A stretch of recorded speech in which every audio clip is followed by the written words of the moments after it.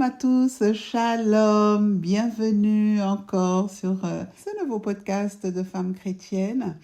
Et aujourd'hui, ce sera quelque chose d'un peu particulier parce que je reçois une jeune femme. On va parler de la génération, de sa génération. Je suis sûre que ça va être très, très enrichissant parce qu'à Femmes chrétiennes, nous nous occupons aussi des jeunes filles, hein.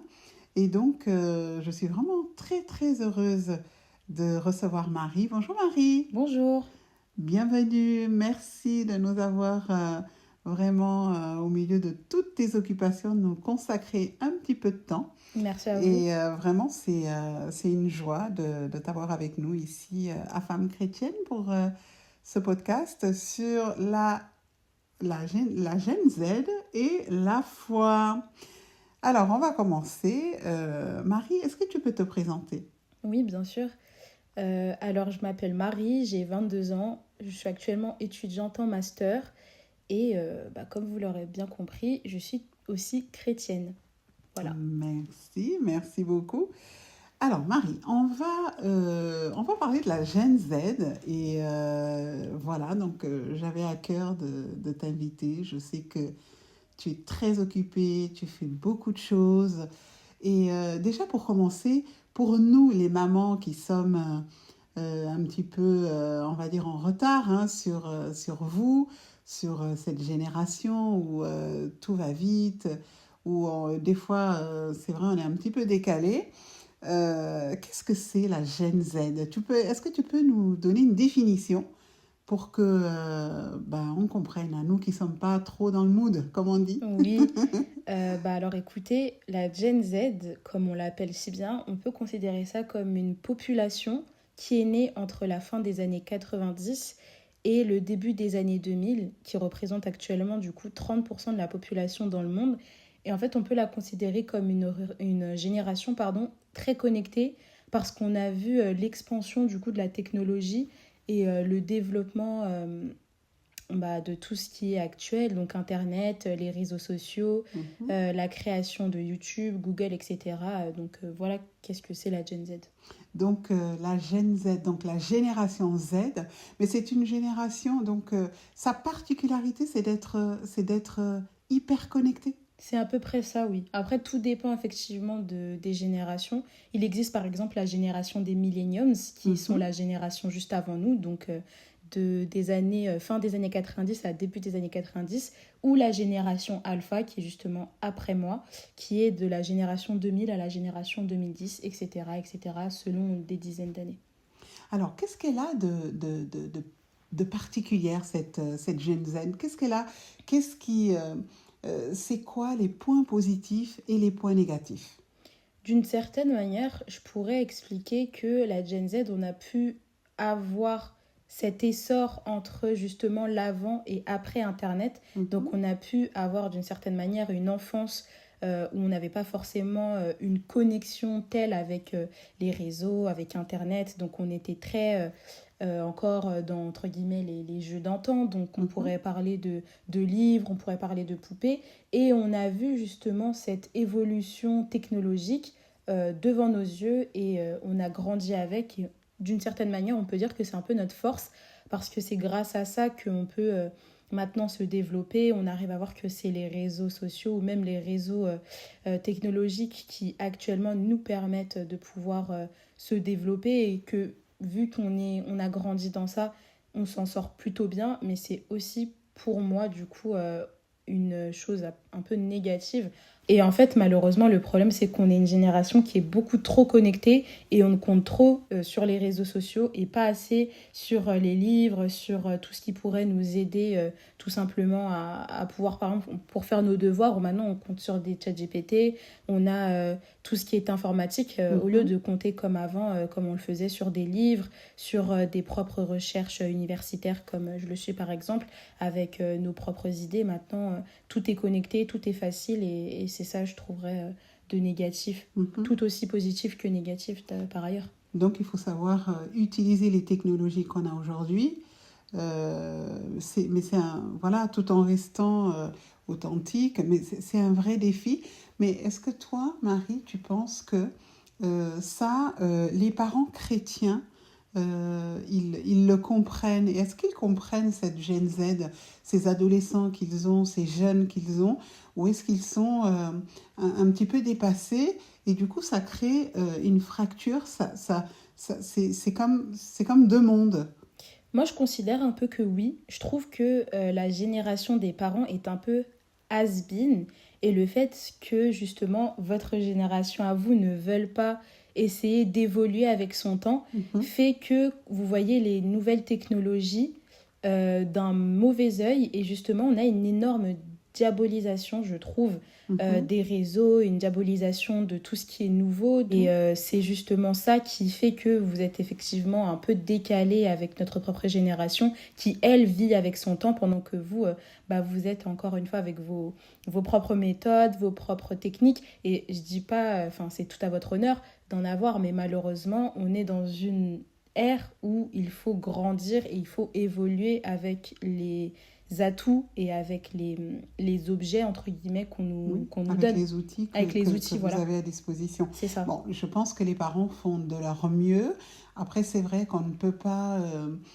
bon, je sais par exemple que la société a encore du mal. On sait qu'il y a toute une frange de la société, nos aînés qui ont encore du mal à utiliser Internet, à faire leurs démarches via Internet. Donc, c'est vrai que on ne peut donner que ce qu'on a, hein, comme on dit, et que ce n'est pas de notre génération. Alors, il y a des choses, on est obligé, on essaye de les appréhender, on essaye de s'adapter, mais il y a des choses qui sont vraiment beaucoup trop difficiles. Ça va trop vite, en fait. Ça va trop vite, ça va trop loin. Après, peut-être qu'effectivement, ça va un peu vite, mais on ne vous demande pas forcément de vous accommoder à cette technologie avec la même rapidité et la même accommodation avec laquelle nous, on arrive Mhm. à pouvoir aller et faire tout aussi vite que nous. Toi, Marie, tu trouves que les adultes ne font pas assez confiance justement à cette Gen Z, notamment les parents chrétiens qui veulent un petit peu les préserver des travers d'Internet parce que, alors c'est vrai que c'est merveilleux, on utilise Internet, on fait beaucoup de choses avec, on est capable d'avoir accès à tout ce qui se passe à l'autre bout du monde sans bouger de son canapé. C'est merveilleux d'avoir cette connaissance gigantesque, cette bibliothèque absolument infinie. Mais on est d'accord quand même pour dire qu'il y a beaucoup de travers. Il y a de la dépendance, il y a tous les problèmes mentaux que ça génère. Oui, bien sûr. Voilà, il y a des choses, tout n'est pas rose là-dessus. Mais justement, par rapport à ça, par rapport à ce que tu dis, à cette ouverture que les jeunes voudraient que leurs parents puissent avoir, est-ce que tu ne penses pas que c'est difficile aussi pour eux dans le sens où ils cherchent à les ramener à la réalité, à les ramener un petit peu sur Terre et aussi à les préserver parce qu'il faut trouver l'équilibre entre la foi, entre ce que la Bible exige Mhm. et ce que nos jeunes vivent à l'extérieur et ce à quoi ils sont exposés vis-à-vis des réseaux. Oui, je suis d'accord. Mais en fait, d'une certaine manière, c'est un qui tout double. Ou Mhm, plutôt, si je pourrais employer un autre terme, les réseaux sociaux ou Internet, c'est un peu comme une boîte de Pandore. C'est-à-dire que une fois qu'on ouvre justement cette boîte, il faut faire très attention. C'est-à-dire que d'une certaine manière, on a du positif avec les réseaux sociaux, on a des bons moyens justement, comme vous l'avez dit, de pouvoir faire en sorte de voir le monde à travers un écran. Par rapport à notre foi chrétienne, c'est extrêmement simple maintenant, je trouve, de pouvoir s'informer, de pouvoir se cultiver parce qu'on trouve de tout. On a mhm, des podcasts, on a des vidéos, on a des comptes sur TikTok qui nous permettent de préserver notre foi, de nous mhm, aider dans nos baisses de foi par exemple. Mais d'une autre manière aussi, il y a cette face cachée d'Internet mhm. que vous avez abordée auparavant, qui est effectivement cette dépendance ou tout simplement la mauvaise utilisation des réseaux sociaux ou la mauvaise utilisation d'Internet et que je trouve effectivement aussi banalisée dans notre génération, qui est par exemple la désinformation. Je suis déjà tombée plus d'une fois sur des comptes ou des vidéos TikTok qui voulaient mettre effectivement en avant la parole de Dieu, du Christ, ou tout simplement des versets bibliques, mais qui me mettaient le doute parce qu'en fait, il semblerait que les versets étaient complètement changés. Et ils étaient changés justement pour faire en sorte d'attirer l'attention du consommateur et de la personne qui veut justement voir ou lire ce qu'elle veut lire. Et du coup, on va changer les mots, par exemple, de la Bible selon ce que la personne veut voir. Et ça, je On va trouve que l'adapter. On va l'adapter. c'est ça. Et je trouve que, par exemple, ça, c'est très dangereux parce qu'encore une fois, on n'étudie pas la Bible. C'est toute une autre manière de voir et au contraire, justement, ça peut faire en sorte de tourner les paroles de la Bible d'une autre manière. Et je trouve aussi que c'est une mauvaise chose dans notre génération, c'est qu'on utilise la Bible, mais pas d'une bonne manière. C'est-à-dire que pour accepter des choses qu'on ne devrait pas accepter, des péchés qu'on ne devrait pas accepter, on va tourner les mots et on va tourner les versets de la Bible pour faire en sorte que tel péché ou tel caprice soit effectivement acceptable. C'est ça. Donc en fait, tout dépend. Et en fait, le problème et la vraie problématique et l'enjeu que les parents du coup ont avec justement cette arrivée rapide des réseaux sociaux, d'internet, c'est d'arriver à faire d'une certaine manière confiance à cet internet qu'ils voient comme un nouveau jour au final, mais qu'ils arrivent aussi à accepter que leurs méthodes ne sont pas toutes bonnes et qu'elles ne sont pas toutes adaptées justement à cette génération très connectée. On sait que les jeunes sont extrêmement influençables.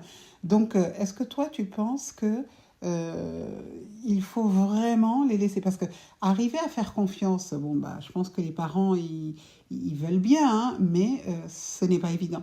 Parce que les réseaux sociaux exercent quand même une réelle influence. C'est pas, je suis c'est tout à pas fait quelque d'accord. chose de neutre. Je Quand suis on tout à voit fait d'accord. les violences, quand on voit comment les jeunes maintenant, quand on voit, mais il suffit qu'il y ait une mode qui soit lancée sur TikTok pour que tout de suite ça flambe, et qu'il y ait des fois, c'est des choses bêtes ou des choses violentes. Donc je pense qu'on ne peut pas encore, les parents du moins, ne peuvent pas encore tout à fait faire confiance et se dire, bon, mon enfant, au vu des valeurs que je lui ai inculquées, va y arriver. On voit bien que c'est pas encore ça. On voit que les parents luttent, on voit que... et quelquefois, ils se disent, mais mince, j'ai donné à mon enfant, à mon jeune, une certaine éducation, mais je me rends compte que c'est les réseaux sociaux, c'est la rue, c'est les fréquentations qui gagnent, parce que le jeune, il est dans sa quête identitaire, il est quelquefois dans ses phases de crise. Et à un moment donné, il y a ce détachement vis-à-vis des parents pour s'identifier, pour être accepté d'un groupe. On connaît ce phénomène. Donc, c'est pas aussi évident. Oui, mais moi, je suis pas tout à fait d'accord dans le sens où cette influence des groupes, elle a toujours existé. C'est parce qu'elle est effectivement... Mais aujourd'hui, quand même, beaucoup plus. En fait, non, c'est pas beaucoup plus de nos jours. Je trouve que c'est juste qu'elle est beaucoup plus mise en avant parce que les réseaux sociaux nous permettent de voir ce qu'on ne voyait pas avant, puisque maintenant, avec l'arrivée des réseaux sociaux, on peut tout voir de partout et à travers le monde entier. On est dans une génération, je trouve, où on peut totalement faire du tri. C'est-à-dire que les choses bonnes sont à prendre, mais les choses mauvaises ne sont pas à prendre. Et c'est comme, par exemple, je vais prendre l'exemple d'un panier de fruits. Si on considère que dans le panier de fruits, il y a un fruit qui pourrit, qu'est-ce qu'on fait? On enlève le fruit qui pourrit. Pourquoi? Parce que ce fruit-là, si on le laisse avec les autres fruits, il va pourrir aussi les autres fruits. Et c'est exactement la même chose. D'accord, mais on sait que les jeunes, parce qu'ils sont jeunes, c'est pas tous les jeunes, ça ont dépend. la maturité suffisante. Et quelquefois, moi je reçois beaucoup de mamans, je reçois leurs confidences, leurs craintes, leurs problématiques. Et souvent, ce qu'il en ressort, c'est que il y a ce manque de connexion du jeune avec la famille. Il y a ce manque forcément aussi de spiritualité, parce que souvent dans la maison, il y a cette spiritualité, elle est manquante, ces temps de prière, ces temps où la famille devrait être là comme un noyau, comme un pilier. Il y a ces manques, il y a ces petites ces petites failles, on va dire, dans lesquelles, quand il y a des failles, d'autres choses viennent et notamment l'influence extérieure. Ce que le jeune ne trouve pas chez lui, il va se tourner vers l'extérieur. Et ce n'est pas tous les jeunes qui ont cette force morale de suivre ce qui leur a enseigné à l'église, ce qui leur a enseigné dans les écoles bibliques, dans les groupes de jeunes, etc. Quelquefois, l'influence, elle est encore trop forte. Il y a beaucoup de parents chrétiens qui ne savent pas forcément ce que font leurs jeunes, ce qu'ils écoutent. Mais justement, c'est dans ce cas-là, c'est aux parents de prendre le temps d'arriver à comprendre les jeunes, d'arriver à comprendre qu'est-ce qui les passionne, qu'est-ce qui les intéresse, et de sonner du coup de tirer la sonnette d'alarme lorsqu'ils voient qu'il y a un réel trouble chez leurs enfants, qu'ils considèrent qu'ils sont de plus en plus en train de s'éloigner de leur foi. Et moi, je suis pas d'accord dans le sens où, en fait, on peut pas diaboliser à 100% les réseaux sociaux ou même Internet ou l'influence quand il y a aussi l'influence des pairs. Ça peut tout à fait être, par exemple, l'influence de mauvaise compagnie ou tout simplement même le quartier dans lequel un jeune va traîner. C'est pas forcément que l'influence des réseaux sociaux ou ce qu'on va voir sur Internet. Il y a un tout. C'est un tout. Mais on sait que quand même, il y a une part non négligeable.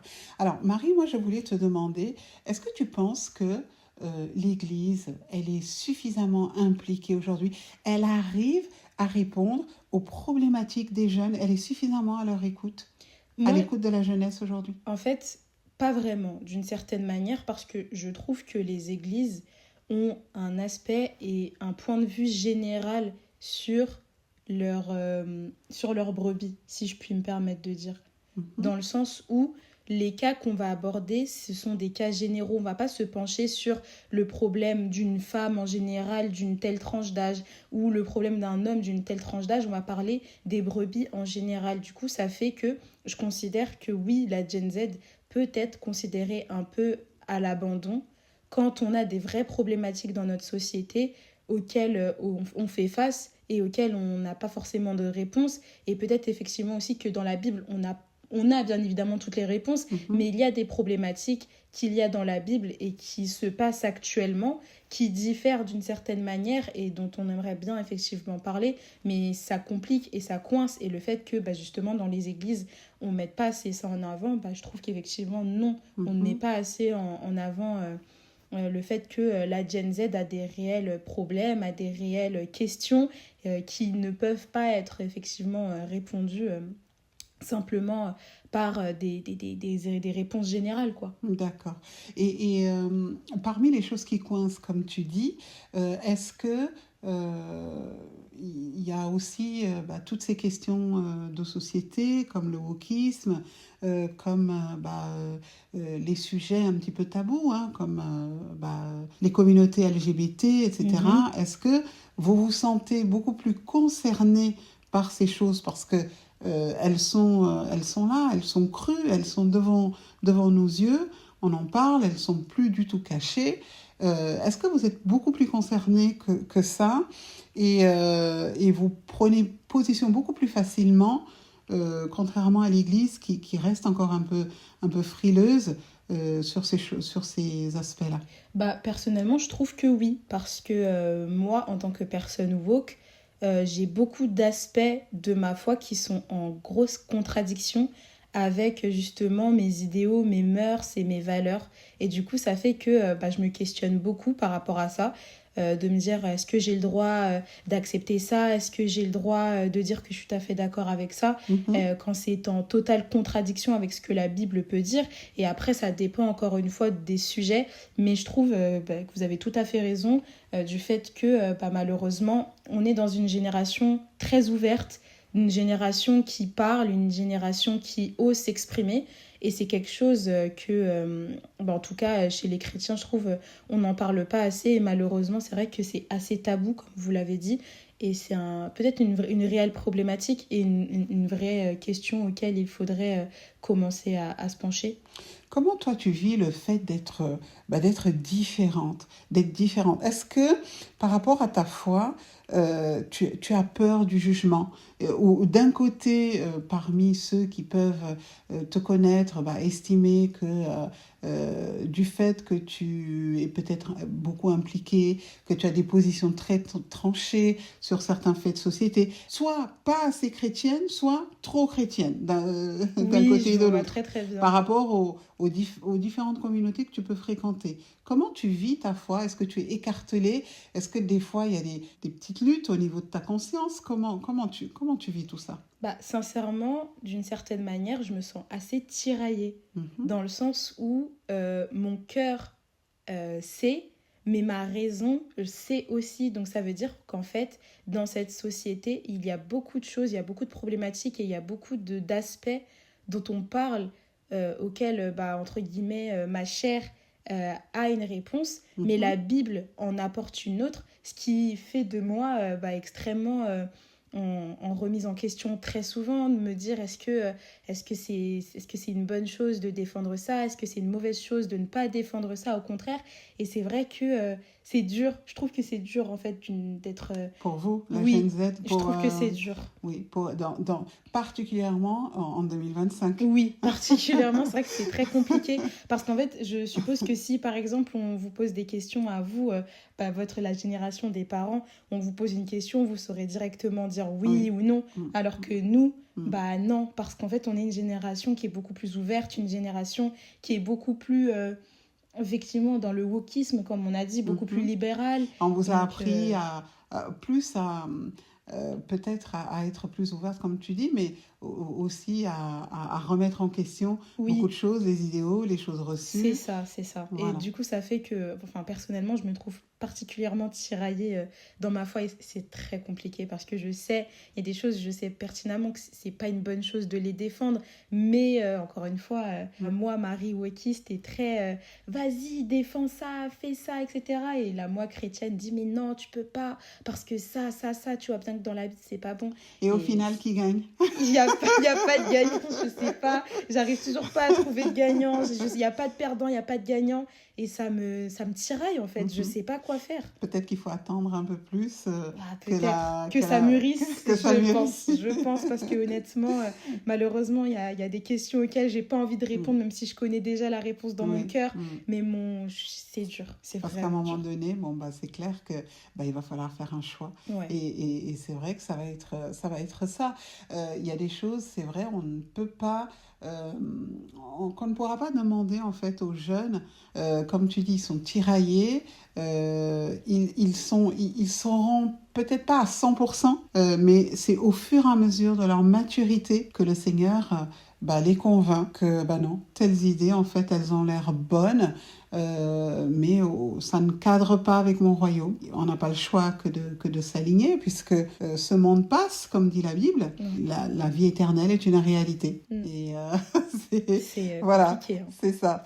Alors dis-moi Marie, est-ce que toi tu pries plus avec une Bible papier, une app, ou C'est un peu tu compliqué utilises quoi? c'est un peu compliqué de me balader avec ma grosse Bible dans On les voit pas, transports. oui, on voit pas trop Donc ça. oui, c'est vrai que je préfère Quand tu as besoin d'un verset, oui, c'est ça, je préfère notamment rester sur mon téléphone, mais c'est d'une certaine manière un piège parce que du coup, je pense pas à 100% de me dire ah, faut que je lise ma Bible aujourd'hui, faut que je l'ouvre puisque du coup, c'est directement sur une application, mais d'une certaine manière, l'application me permet aussi d'avoir plein d'autres offres et je trouve ça aussi bien, mais c'est un peu compliqué. Mais je préfère en tout cas en application. Est-ce que tu as, on sent beaucoup de maturité chez toi, est-ce que tu es capable de discerner certains programmes qui sont réellement toxiques spirituellement, mais que beaucoup de jeunes chrétiens fréquentent, ou même certaines musiques qu'ils consomment, et toi, tu arrives à discerner, à déceler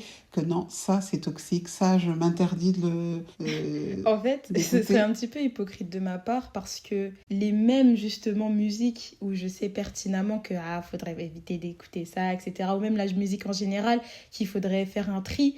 Bah, le problème, c'est que les musiques du monde, moi personnellement, je suis quelqu'un qui aime énormément le R&B. Mhm. Donc ça fait que les personnes, quand on les voit, franchement, elles chantent extrêmement bien, elles ont un sacré talent, sauf que spirituellement, on sait que derrière, il y a quelque chose qui est un petit peu... Voilà, il y a Mhm. anguille sous roche. Donc ce serait un peu culotté de ma part de venir dire oui, faut absolument pas écouter ça. Mais effectivement, faire attention aux musiques qu'on consomme. Je sais qu'il y a des nouvelles, justement, personnes aussi de la Gen Z ou des Millenniums qui commencent à rentrer dans l'industrie culturelle, dans les industries culturelles, notamment dans l'industrie de la musique, Mhm. qui essaient de faire en sorte de renverser la donne et de faire des musiques adaptées justement pour la génération Gen Z Mhm. et de faire en sorte qu'on puisse avoir de quoi écouter dans ce monde très trempé. Mais je pourrais dire, bah oui, effectivement, les applis bah, comme la musique, faire attention à ce qu'on écoute, ou les sites bah, pornographiques, puisque je sais qu'on est dans une génération où l'accès à Internet a totalement perverti les mœurs, perverti nos âmes, et on a accès à de l'information, c'est une très bonne chose, mais aussi cet accès à l'information nous permet aussi d'avoir une curiosité malsaine, que ce soit par rapport Mhm. justement à la pédopornographie, à la pornographie, ou tout simplement aussi à des choses gore qui peuvent blesser l'âme au final. Et je sais qu'en fait, ça, c'est humain de vouloir se dire qu'est-ce qui s'est passé, Mhm. un tel est blessé, un tel est mort, et vouloir se renseigner sur ce sujet-là. Et bah, ça, c'est absolument pas une bonne chose. Et je sais que ça, Et c'est les une jeunes sont très attirés oui, oui, oui, par ces oui. choses. Les Mhm. documentaires meurtriers, on a les moindres détails. Ça, je sais que c'est pas bon du tout. Et voilà, j'aurais Mhm. dit effectivement ça, de faire très attention et de Donc tu prendre. arrives quand même à faire le tri quand tu fasses un choix, que ce soit de la musique, que ce soit d'un film ou d'une série ou des choses Oui, comme ça, oui, oui, oui. Oui, tu te dis quand même, là, non, est-ce que ça oui, ça non, oui, tu oui, oui, arrives à bien faire un sûr. tri. Bah, les Mm, films d'horreur, par exemple, pour moi, c'est niette. De toute façon, je suis une mm, grosse peureuse. Je regarde pas du tout de films d'horreur. Mais je sais que les films d'horreur, il y a quelque chose derrière. Pareil pour les animés, par exemple, puisque je suis une très grosse fan d'animés. Il y a mhm. des animés, je sais très bien que je peux pas les consommer. Il y en a d'autres que je peux. Donc, j'essaye de faire ma part des Mm. choses et de trier tout ça, quoi. Très intéressant. Alors, quelques questions, on va dire punchline. Oui, on va dire. Dites-moi, dites-moi. Alors, est-ce que si Jésus aurait vécu à notre époque, tu penses qu'il aurait utilisé un iPhone? Ça, je sais pas. En vrai, c'est une très bonne question. S'il avait un compte TikTok, Ah, tu je sais penses que... pas du tout. Mais j'ai tellement de mal à imaginer Jésus de notre génération que il aurait été humble, je pense. Il aurait été Oui. peut-être un peu dans une génération, enfin, dans une méta un peu clean girl, un peu dans le minimalisme, dans l'art dans l'art simple, Oui, dans la dans simplicité. exactement, je pense. Tu le vois comment? Tu te l'imagines Ah, je peux pas m'imaginer ça, je sais pas du tout, je vous cache pas, je sais pas du tout, du tout. D'accord. Alors, est-ce que tu as un personnage biblique préféré? J'aurais dit, c'est un personnage assez étonnant, puisque je sais qu'on en parle très peu, mais il y a Enoch. Enoch? Tu Oui, aimes Enoch? j'aime beaucoup Enoch, Pourquoi? parce qu'il est allé super vite au ciel, et moi je vais faire la même chose, je vais D'accord. vraiment faire pareil. Il y a David aussi, et Samuel. D'accord. Aucun personnage féminin. Ah, c'est vrai que j'ai pas parlé de femmes. On a Esther aussi, j'aime Ah, beaucoup bah, tu aimes Esther. beaucoup Oui, Esther. j'aime beaucoup Esther. D'accord. Alors, si les disciples avaient un groupe WhatsApp, tu penses qu'ils l'appelleraient comment? Euh, je sais pas, les 12 brothers, un truc comme ça, ou peut-être les 12, quelque chose, une petite punchline avec quelque chose avec un 12, je sais pas, mais quelque chose. D'accord. Alors, dis-moi, si tu devais résumer du coup ta foi en un seul emoji, ce serait lequel? Les montagnes Les russes, montagnes russes. voilà. Ok. Pour dire dans le Pourquoi? sens où on est dans une génération où c'est très compliqué d'être chrétien et de pouvoir continuer à garder sa foi Mhm. actuellement. Et je sais que personnellement, pardon, j'ai beaucoup de baisse de foi. Mais je sais que quand ça remonte, je suis activement présente et j'essaie d'avoir un maximum de relations et de temps avec Dieu. Donc je sais que c'est un peu les rollcasters. Voilà, c'est un peu un coup j'y vais, un coup c'est un peu compliqué, mais C'est les je sais montagnes que... russes. Oui, c'est ça, c'est les montagnes russes, mais je sais que Dieu m'entend, je sais qu'il voit à quel point c'est un peu compliqué, mais je sais aussi qu'il m'aide beaucoup par rapport à ça.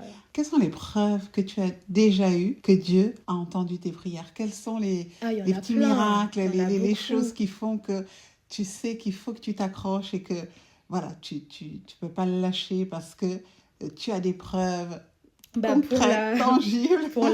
j'ai tellement d'anecdotes. J'en ai une où bah du coup par rapport à mon master, j'étais en énorme galère parce que cette année les masters étaient c'était assez cocasse, c'était très Mhm, compliqué de trouver un master et j'ai prié. En fait, d'une certaine manière, j'étais un peu stressée mais je l'étais pas d'une autre part parce que je me suis dit non, Dieu il est avec moi et je sais qu'il va pas m'abandonner encore. Je sais qu'il sera là, je mhm, sais qu'il sera encore là pour m'aider et j'ai juste prié. J'ai dit Seigneur, si c'est pour moi, c'est pour moi. Si c'est pas pour moi, c'est pas pour moi. Et j'ai décroché mon master et j'ai mis les genoux à terre, j'ai prié, j'ai prié. J'ai dit merci Seigneur parce que je sais en fait. Et à chaque fois que j'avais un problème d'ordre scolaire, il était toujours là. Il m'a toujours aidé mhm. et je sais que il est là quoi. Il est derrière moi, il m'abandonne pas. Je sais que peut-être que des fois j'ai forcément peut-être pas l'impression qu'il m'écoute, mais il m'écoute. Je sais qu'il est Mhm. là, qu'il m'entend, qu'il est présent dans ma vie. Et même si, comme j'ai dit tout à l'heure, c'était les montagnes russes, je sais qu'il est avec nous, même là actuellement, avec nous pendant le podcast, et Amen. qu'il entend, quoi. Amen. Et donc ça t'encourage, Oui, le fait de savoir qu'à chaque fois que tu as une galère, tu pries et Dieu t'exauce. oui. C'est des situations où tu sais que ça n'aurait pas pu aller autrement C'est si ça. c'était... Mais Voilà. j'essaye de faire en sorte, d'une certaine manière, de faire aussi des concessions parce que c'est pas je viens juste à Dieu, s'il te plaît, Dieu, aide-moi pour mon Ouais. master et puis c'est tout. Non, j'essaie vraiment d'avoir une relation avec lui, Mhm. de garder ma foi, de pouvoir prier, de faire des œuvres de charité aussi, tout simplement pour mettre justement et Mettre en pratique. Ouais, c'est Mm. ça, c'est ça, c'est ça. Alors, bah, très intéressant tout ça. Alors, quel est ton verset préféré, Marie? Mon verset préféré, c'est Proverbe 4, 23, un verset d'ailleurs que Mhm. ma mère m'a beaucoup mis à cœur et que j'utilise maintenant dans ma vie tous les jours et que je me répète tous les jours. Et ce verset, il dit « Garde ton cœur plus que toute autre chose, car de lui viennent les sources de la vie. Amen. C'est un très, très beau » verset. Je l'aime énormément. Et c'est ça, en fait. Garde ton cœur plus que toute autre Et chose. je trouve qu'on peut l'utiliser pour tous les aspects, que ce soit l'amour, que ce soit Mhm. tout simplement attendre. Parce que je sais qu'on est dans une génération de rapidité. Mhm. On veut aller vite, on veut tout faire vite. Alors qu'en fait, Dieu, il est dans la patience. Il Mhm. sait, il a les projets, il a tout fait pour nous. Et en fait, tout est déjà prêt. Et il dit juste, attends, Attends. attends, Mm, juste mm. attends. Et ça, Attends c'est que dur le pour les bon... jeunes, Ah, ça. c'est dur, ah, c'est dur. Mais le fait qu'à chaque fois que je me rappelle de ces versets, je me dis, non, attends, attends, et c'est ce que Dieu veut, et c'est ce qu'il souhaite que ce soit pour moi ou pour nous, ou même vous qui nous écoutez. Et je sais pertinemment que quand il me parle, il me dit, attends. Quand j'essaie de me presser, il me dit, non, attends. Attends. Voilà. Bah, je crois que ça concerne pas que les jeunes, c'est Oui, ah vraiment oui, tout c'est le en monde. général, mais... C'est vraiment tout le monde. ouais. Bah, écoute, c'est super. C'est super parce que tu es à la fois pleinement ancré en tant que Gen Z dans ta génération, pleinement ancré dans la société, pleinement au fait des problèmes, des défis hein, de ta génération et pleinement consciente aussi de ce que Dieu attend de toi, attend de vous, les jeunes, Ouais. et consciente des défis, consciente que ce n'est pas facile, que y a des influences extérieures, qu'il y a des forces, il y a des choses contraires hein, qui sont là pour vous faire dévier, et tu arrives à être pleinement toi, pleinement authentique, pleinement humaine, pas dans cette on va dire, hyper religiosité, parce que c'est un petit peu ça aussi qu'on voit aussi aujourd'hui, c'est-à-dire des extrêmes, hein. C'est vraiment le contraste des extrêmes, mais je trouve que tu as un sacré équilibre, je trouve que tu es vrai, que tu es authentique, tu arrives à parler à la fois de ce qui fait ta force et de tes défauts et en même temps tu arrives à discerner. Tu discernes avec une étonnante lucidité. Vraiment, ça fait plaisir. Donc, je vais te demander, Marie, si tu veux bien, de prier pour cette Gen Z. Une petite prière d'encourager, ou si tu as un petit mot pour la Gen Z chrétienne, hein, cette génération qui un peu comme toi, hein, quelquefois est tiraillée entre le bien et le mal, entre Dieu et le diable, Oui, un peu, entre hein. les anges et les démons, on va Mhm. dire, qui a aussi une lourde dette. Hein. Je dirais que les jeunes, la jeunesse aujourd'hui, elle a une lourde dette sur ses épaules. Elle doit payer aussi pour pas mal de choses du passé. Les choses qui n'ont pas été réglées par les parents, les jeunes les portent. Et les familles déséquilibrées aussi, beaucoup de jeunes sont issus de là. Et donc, même parmi les chrétiens, nous voyons une grande détresse, une grande souffrance. Les jeunes souffrent beaucoup il y a beaucoup de détresse psychologique, il y a beaucoup d'envie de suicide, de pression, de dépression, de stress. Enfin, vraiment, sans compter tous ces jeunes aussi qui sont en situation de précarité. Donc voilà, il y a beaucoup de problèmes, beaucoup de choses à gérer. Et c'est pas évident. C'est pas évident de savoir faire la part des choses, de se dire que je suis née avec cette génération, avec tout ce qu'elle m'apporte comme bonne chose et puis comme chose un peu moins bonne. Et puis d'un autre côté, j'ai aussi ma foi que je dois préserver, que je dois faire grandir. Donc je sais que c'est pas évident et vraiment je te remercie d'être venu nous en parler, d'avoir ouvert ton cœur, d'avoir été honnête. Moi, mon désir, c'est que vraiment les parents soient beaucoup plus attentifs, qu'ils soient ouverts, qu'ils soient sincères, qu'ils puissent engager vraiment la discussion avec leurs jeunes. Parce que quelquefois, les jeunes, on ne peut pas les tromper, ni les jeunes, ni les enfants, parce qu'ils nous voient vivre, parce qu'ils savent si nous sommes vrais ou pas, si nous sommes authentiques ou non. Et on peut pas être hypocrite avec eux, en fait. Et donc, quelquefois, je trouve aussi qu'on est dur. On est très, très exigeant avec eux. Mais c'est vrai, comme tu l'as dit, c'est une génération qui sait ce qu'elle veut et qui sait où elle va. En tout cas, pour certains. Et donc, mais il y a quand même pas mal de défis. Donc, si tu veux bien prier ou si tu veux encore un petit mot de la fin, ou prier, faire une petite prière, en tout cas, c'est nécessaire. J'aime bien. Les prières. Voilà, une petite prière, vraiment pour. J'étais pas trop inspirée, mais je vais essayer de trouver quelque chose. Pour aider, voilà, cette génération à tenir bon. Seigneur Jésus, je te bénis, je te loue, je te rends gloire. Seigneur, nous te disons merci. Merci Seigneur pour le souffle de vie. Merci Seigneur pour ce que tu as accompli dans nos vies jusqu'à maintenant. Seigneur, le sujet de ce soir et les personnes, Seigneur, que j'aimerais remettre entre tes mains ce soir, c'est la Gen Z. Cette génération, Seigneur, tiraillée, compliquée. Cette génération qu'on a du mal à comprendre, ou cette génération qu'on trouve bien trop connectée. Seigneur, j'aimerais aujourd'hui te les remettre entre tes mains, car je sais pertinemment que je ne suis pas la seule à être tiraillée et Seigneur, compliquée. Oui Père, je te dis merci de m'avoir fait tout de même naître dans cette génération qui est connectée, qui est ouverte et qui se permet, Seigneur, de pouvoir ouvrir la parole et de pouvoir, Seigneur, s'exprimer dans cette société assez complexe. Mais Seigneur, je sais que là est tout l'enjeu aussi, Seigneur, c'est cette société très compliquée qui fait que, Seigneur, nous pouvons nous perdre assez facilement. Donc c'est pourquoi, Seigneur, je te demande aujourd'hui de nous permettre d'avoir une lumière, un flambeau qui nous permette de pouvoir éclairer nos chemins égarés, Seigneur, car égaré serait vraiment le mot parfait pour définir cette génération ou cette société. Égaré. Oui Seigneur, aide-nous à retrouver le chemin de la vérité et de ta vie. Aide-nous Seigneur à pouvoir retrouver un sens unique Seigneur, et Seigneur à pouvoir répondre à ces problématiques, à nos problèmes et à tout ce qui nous Seigneur pose problème. Nous te disons merci Seigneur, je te remets chacun d'entre eux entre tes mains. J'ai ainsi prié. Amen. Amen, amen. Merci beaucoup Marie, c'était très très intéressant, très Merci enrichissant. à vous. C'était très Et Très vraiment, sympa. merci du fond du cœur. Merci à tous ces jeunes qui nous écoutent aussi, ces jeunes filles, ces jeunes garçons. Et voilà, on va prendre note, hein, nous les Mhm. mamans. Prenez note. On va prendre note, on va vous soutenir, on va continuer à prier pour vous. On sait que c'est pas facile. Et vraiment, merci encore. Que vraiment le Seigneur te bénisse, bénisse ton parcours, bénisse tes Et études. qui vous bénisse aussi. Merci, bénisse tout ce que tu fais. Et puis tous ces jeunes aussi qui nous écoutent. Force et courage, tenez bon. Que Dieu vous bénisse, que Dieu vous fortifie. Et ayez la patience.